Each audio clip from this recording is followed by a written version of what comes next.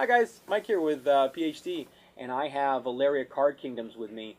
I've already got it opened up, as you can see, and I want to show you guys the component and how you're going to play it very briefly. Quick little few-minute video here. So this is the artwork on the cover box art. All the art was done by a guy who goes by the name of The Miko. I'm not going to try to pronounce it. It is a lot of vowels.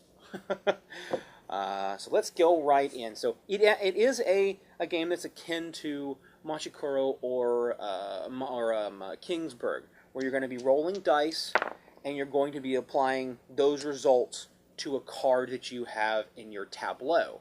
So right now I just rolled a 2 and a 4. So any card that I have, which I do have a couple over here, this is my tableau over here. So I just rolled a 2 and a 4. So this 2 and this 4, those cards would trigger, and I would get the results, which are here at the bottom. And at the bottom of every card, this side is if you roll the number on your turn. This side is if you roll the number, if somebody rolls a number on their turn. So you're always going to be interacting. You're always going to be engaged on everybody's turn. There's no downtime for you from the moment you start this game. So let's go through, and you're going to be building resources, and at the end of the game, whoever has the most victory points by buying cards or defeating monsters, they win. And so let's go through the components here real quickly and show you what you got. It is a card game, so there's a bunch of different cards. Let's do this first. This is one of my favorite things. I got the box, and I didn't totally pay attention to a lot of the updates and stuff that were going on with it, a lot of the designer notes. So when I got it, it was a real surprise to me. This was really neat. I've never seen this before.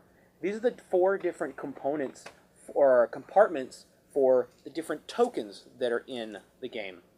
But as you can see, there's little pieces of foam that snugly rest in here. So if you hold your box up on the side, if you hold your box on the side, your stuff doesn't fall out. Take the foam out, and you can see there's little components inside of there. Really neat touch. They put a lot of thought and a lot of care into the design of the box here. So you got different compartments for your components, different compartments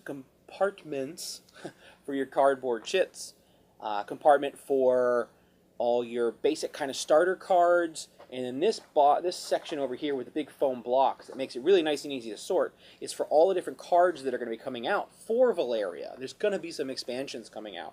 And this spot holds your dice. So there's a home for everything in this game in the box. I said you get 2 dice. They are custom dice. They're not in any other game. Just like all the meeples, they are custom made for Valeria. You're not going to find them in anywhere else. They're also unique colors. It's not just your standard red, blue, green.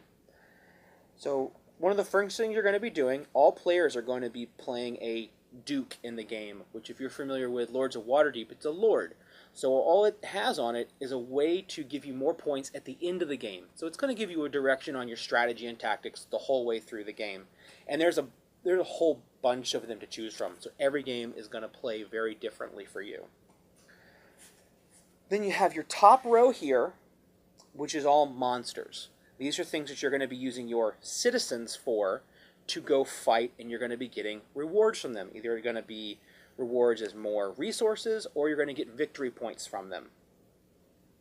There are 5 stacks. It is a 5x4 stack game, and as you defeat a monster, they get more difficult the further you go down the stack.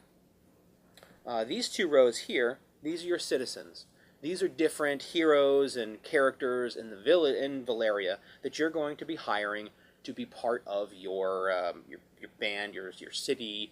I forget exactly what you're thematically going to be playing, but you got all your standard fantasy trope kind of stuff. You got clerics, blacksmith, mercenaries, archers. There's a whole bunch, and then there's a whole bunch more in here. This is the base game. Let's see if I can get them out. I don't even have them all in my hand here. And then there's a whole bunch more that aren't even out yet. So there's a lot of options for citizens for you to buy. And then lastly, there's a whole bunch of domains. These you're gonna buy through the game with just money, and they're going to be giving you side effects, passive kind of abilities. You're not going to be actively triggering these. Not all of them anyways. There's some that do have some active triggers. But you're going to have a whole bunch of different domains every turn. As you see, these are all the domains that are left over you're not using. So that, and you got some reference cards here, and a nice big color rule book. Rule book's great. It's written very, very well. There's a lot of good explanations. You can see here, this page was very helpful for me when I was reading the rule book. It's all the different icons that are in the game, and it very clearly gives you how they activate and how they're going to resolve in the end of the game, or during gameplay. And that's pretty much everything in here, guys. Stick around. We're going to go ahead and have another video later where we're going to play the first few rounds of Valeria and show you guys how it plays. So thanks for watching, guys.